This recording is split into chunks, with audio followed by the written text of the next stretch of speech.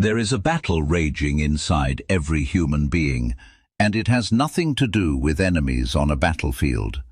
The real war is fought within, against the delusions we protect, the fears we refuse to face, and the softness we have allowed to take root in our character. Ancient Stoic philosophy identified this truth long before modern psychology caught up, and if you are willing to sit with the discomfort of these truths, something remarkable happens. You become the kind of person that manipulation cannot reach, that failure cannot permanently wound, and that regret cannot consume. We were all handed a story when we were young. The story said the world rewards good people. It said if you work hard enough, the universe will balance the scales in your favor. It said human beings are essentially decent and fair. And for a while, that story felt warm and believable. But somewhere along the way, life began contradicting it quietly, then loudly, then relentlessly. The truth is more complicated. The game is not always played by clean rules. Effort without clear vision bleeds you out slowly. And the world does not owe you a fair outcome simply because your intentions were pure. Marcus Aurelius, who ruled the most powerful empire on earth while simultaneously writing some of history's most penetrating philosophy, understood this. He wrote that you hold authority over your own mind, not over the events unfolding around you. The moment you truly absorb that distinction, you stop hemorrhaging energy on things beyond your reach and start building genuine power from within. That internal mastery is what separates the sovereign mind from the crowd. When you own your inner world completely, you rise above the 90% who are forever being pushed around by circumstances they never learned to stop reacting to. What follows are 14 brutally honest principles drawn from Stoic wisdom and hard-won human experience. They are not comfortable, they are not flattering, but they are the kind of clarity that changes how you see everything: interactions, relationships, setbacks, and yourself. If you have the courage to apply even a few of them consistently, you will find yourself thinking in ways most people never access. You will see through appearances. You will become far harder to deceive. And you will make decisions with a steadiness that most people only pretend to have. The first truth is that emotion is always in the driver's seat, and logic is simply the story told afterward. Human beings rarely make decisions through cold calculation. We are moved first by a surge of feeling: anger, insecurity, longing, the ache of wanting to matter. And only then do we construct a rational explanation for what we already decided emotionally. Picture someone who purchases an expensive car they genuinely cannot afford. Ask them why, and they will give you a polished answer about safety ratings, depreciation curves, and engineering quality. But dig deeper, and you often find something rawer: a reunion they attended where they felt invisible, a promotion that went to someone else, a quiet hunger to be seen as significant. The logic came after. The wound came first. The dangerously smart person knows this and watches themselves for it. Whenever certainty arrives too fast or anger rises too sharply, they pause and ask what is actually happening underneath. What feeling is this really about? That pause is where freedom lives. The moment you stop being directed by your own unexamined chemistry, you begin directing yourself. The second truth is that self-interest is not a flaw in people. It is the engine that runs everything. Every person you will ever meet operates from a core of perceived self-interest. This is not a pessimistic view of humanity. It is actually liberating once you accept it fully. When you stop expecting people to rise above this reality, you stop feeling repeatedly betrayed by normal human behavior. Self-interest wears many different faces. Sometimes it is genuinely honorable, like the desire to build something that outlasts you, or the satisfaction of doing a difficult duty well. Sometimes it is small and selfish, but it is always present in some form. Once you learn to identify it quickly in any interaction, you become extraordinarily effective at creating agreements that actually hold. You find the place where your goals and another person's genuine interests overlap, and you build there. You stop swimming upstream against human nature and start working with the current. The third truth is one of the most uncomfortable. Most people are not seeking truth about themselves. They are seeking protection from it. We build elaborate internal architectures of justification, blame, and selective memory to keep a flattering image of ourselves intact. Think of the person who cycles through one damaging work environment after another, always with a different cast of villains, and always with themselves playing the innocent lead. The manager was toxic, the team was dysfunctional, the company had a terrible culture, but the pattern follows them everywhere, and they never stop to examine what they might be contributing. The Stoics called this kind of willful blindness the deepest form of enslavement, because you cannot solve a problem you refuse to acknowledge. The practice that cuts through this is simple but brutal. Ask yourself every evening what uncomfortable truth you avoided that day. What feedback did you receive that you quietly dismissed? Those questions, honestly answered over time, become the key that unlocks the cage you didn't know you were sitting in. The fourth truth is that your success will generate resentment in some people, and you must make peace with that completely. Excellence carries a social tax, and the currency is other people's discomfort. When you build something real, when you grow visibly, when you improve in ways that are undeniable, you become a mirror that reflects back to certain people the gap between where they are and where they told themselves they would be. Rather than being energized by that reflection, some people find it threatening. They minimize your accomplishment as luck. They reframe your discipline as privilege. They sharpen their words and look for the seam in your confidence. This is not a reason to dim your light. Marcus Aurelius navigated a court filled with gossip, envy, and political maneuvering every day of his reign. His internal position was clear. Their bitterness belongs to them, not to me. Keep building, keep growing. Let the work itself be the loudest argument in the room. The fifth truth is that every interaction contains an element of persuasion. Everyone is trying to move you somewhere, toward a belief, a decision, a feeling, a purchase, a loyalty. This is not always malicious. Much of it is simply how social beings operate. But once you internalize this pattern, you stop being a passive receiver in conversations and become a conscious participant. You can enjoy a meeting with an old friend for exactly what it is, while also being alert enough to notice when the tone shifts and something is being sold.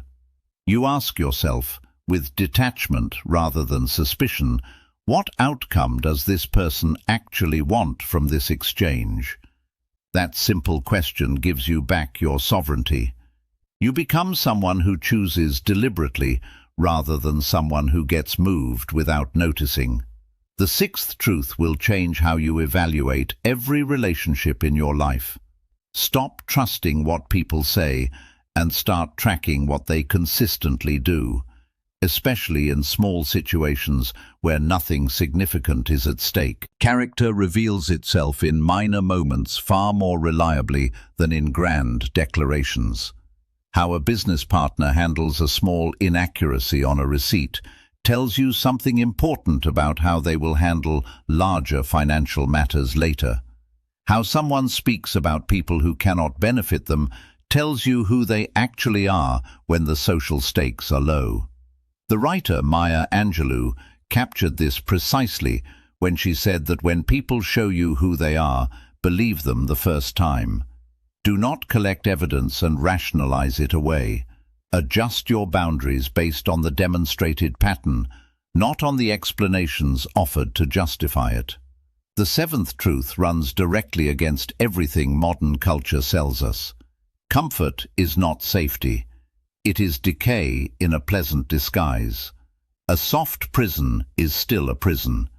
The muscles of courage, adaptability, and resilience are built through voluntary difficulty, through choosing the harder path when an easier one is available. A highly skilled person who settles into a comfortable position with low demands and no real challenge does not stay highly skilled. The edge softens, the adaptability shrinks.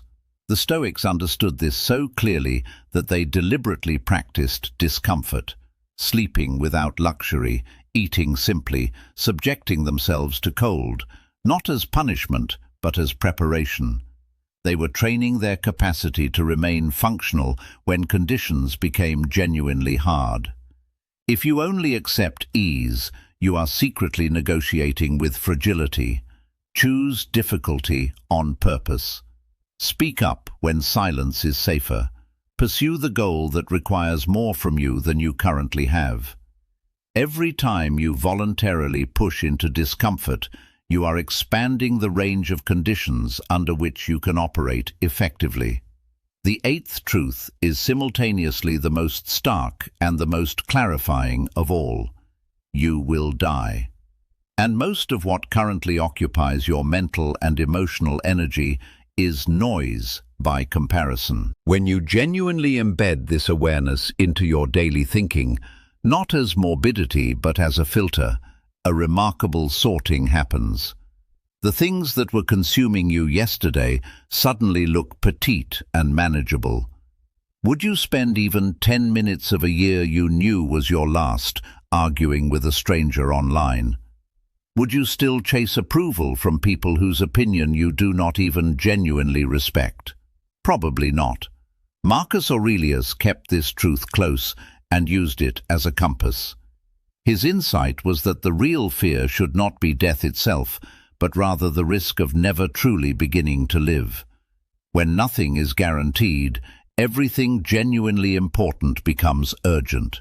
Use that urgency wisely. The ninth truth concerns the extraordinary power of silence. In a culture defined by constant noise and compulsive broadcasting of every passing thought, silence is not merely a virtue, it functions as a genuine instrument of psychological power. The philosopher Zeno observed that nature equipped us with 2 ears and only 1 mouth, suggesting a deliberate ratio. Most people speak primarily to convince others of their importance, and in doing so they accomplish the opposite. They leak their insecurities, expose their reasoning, and hand adversaries a detailed map of their inner world. The person who is quiet while others speak is not passive. They are collecting information. They are watching what the noise reveals. They are noting the inconsistencies, identifying who the real decision-makers are, and observing where the emotional fault lines run. Silence signals a quality of self-possession that unsettles people who require constant external validation. When you do finally speak, you speak with the weight of someone who has been watching and thinking rather than performing. A concrete practice that carries this power into real situations is the 5-second pause. When someone challenges you, pressures you, or asks something designed to put you off balance, resist the reflex to respond immediately. Look at them directly and wait 5 seconds. In that brief silence, something interesting happens. The discomfort becomes theirs to manage. People will often fill it by backpedaling, by offering concessions unprompted, or by revealing more than they intended. In negotiation, the person who can remain comfortable in silence longest generally leaves with the better outcome. Silence also functions as a shield. If you do not give your words freely, there is nothing to twist. If you do not give your reaction freely, there is no hook. Become the observer who listens completely and reveals selectively. In a world where everyone is shouting for attention, the person who chooses stillness and speaks rarely, but precisely, holds a different kind of authority entirely. The 10th truth addresses a common misreading of Stoic philosophy. Emotional control does not mean becoming cold or indifferent, and kindness without limits is not virtue. It is a form of self-destruction. When you extend generosity or patience to someone who consistently disrespects you, you are not being good. You are training them to continue. Real Stoic kindness is rooted in justice and in an honest assessment of what a relationship actually is. It sets clear limits. It communicates that your calm is a choice, not a weakness. Your energy is finite and non-renewable. Protect it accordingly. Be genuinely kind to those who deserve it and clear with those who test your limits. That combination is not cruelty. It is integrity. The 11th truth dismantles one of the most dangerous illusions of modern life, the belief that security comes from external things. Job titles, institutional affiliations, degrees, account balances. These feel solid and reassuring until they are not. History offers a recurring and brutal lesson on this point. During collapses of empires, economies, and social orders, the people who survived and rebuilt were not those with the highest status or the most prestigious credentials. The ones who remained functional and valuable were those who possessed genuine, transferable competence, the people who could walk into a room of chaos and say, "I know how to solve this." Competence cannot be taxed, it cannot be confiscated, it cannot be deleted by a board decision or frozen by a bureaucratic signature. The individual who has mastered a high-value skill has a form of security that status symbols can never provide. The person whose identity is attached to a title is afraid every day of losing it. The person whose identity is built on genuine capability knows that they can rebuild anywhere. The practical application of this is to identify what your field or community cannot function without, to master the specific complex problems that others find too difficult or too uncomfortable to touch, and to become so genuinely effective that your absence would create a real problem. When you reach that level, you are not asking for a seat at any table, they are arranging one for you. The 12th truth asks you to permanently retire the expectation of fairness from the universe. This expectation, though completely understandable, is one of the most costly beliefs a person can carry. The universe is not unfair. It is indifferent. It operates without any investment in whether outcomes align with your sense of justice or the quality of your intentions. Expecting the world to treat you well because you are a decent person is, as someone once said, like expecting a charging bull to spare you because you are a vegetarian. The Stoic replacement for the fairness expectation is leverage. Instead of asking why this happened to me, ask what this situation makes possible. Instead of protesting the rules of the game, learn them more thoroughly than anyone around you and play accordingly. The unbothered mind accepts reality as it actually is, rather than as it ought to be, and from that clear-eyed acceptance it finds its next move. The 13th truth concerns the environment you inhabit and the people you spend your time with. There is a persistent myth in self-improvement culture that a strong enough individual can remain untouched by the character of their surroundings. The Stoics themselves were more pragmatic than this myth suggests. They recognized that human beings are not sealed systems. We are open and responsive to the emotional atmosphere, the vocabulary, the standards, and the worldview of those around us. Modern neuroscience confirms what they observed. Our brains mirror the patterns of those we spend the most time with. This is not weakness, it is biology. which means that if your closest relationships are characterized by chronic complaint, low ambition, and the gentle mocking of anyone who tries something difficult, those patterns will gradually infiltrate your own thinking, often without your awareness. The goal you once found exciting starts to feel unrealistic. The standard you once held for yourself quietly lowers to match the room. A sovereign audit of your environment asks two clear questions. First, who consistently leaves you feeling smaller, more cynical, or more exhausted after time together? Second, who challenges you, who maintains standards for themselves that make you feel the productive discomfort of needing to rise? From the answers, you act accordingly. You do not owe your future to anyone simply because they have been present in your past. If a relationship is encouraging your stagnation or your decay, you create distance, not with contempt, but with clarity. It is not cruelty to walk toward growth. It is responsibility. The 14th truth is perhaps the one most immediately applicable to daily life. Most people are absent from the present moment in a very specific way. They are either replaying the past with grief and grievance, or rehearsing an anxious version of the future. They are almost never fully here, in the actual situation unfolding right now. The Stoic mind practices something different. It accepts the current reality at the moment it arrives, without the delay of denial or the waste of shock. When a crisis hits, most people spend precious minutes or hours in emotional protest against the fact that this is happening. The person with genuinely dangerous intelligence skips that stage entirely.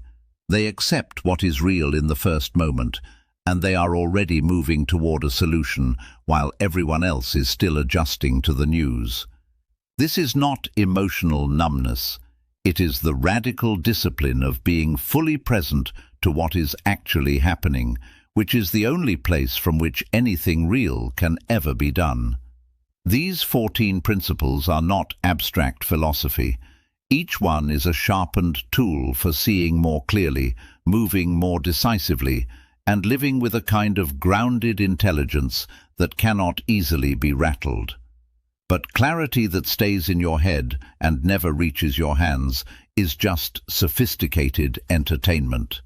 The real test is whether you take even one of these ideas and apply it deliberately, today, in a situation that actually challenges you. Will you choose the honest question over the comfortable assumption? Will you protect your energy with actual boundaries rather than polite passivity? Will you accept what is real right now and find your next move from there? The commitment to that practice, not once but continuously, is where everything worth having actually begins.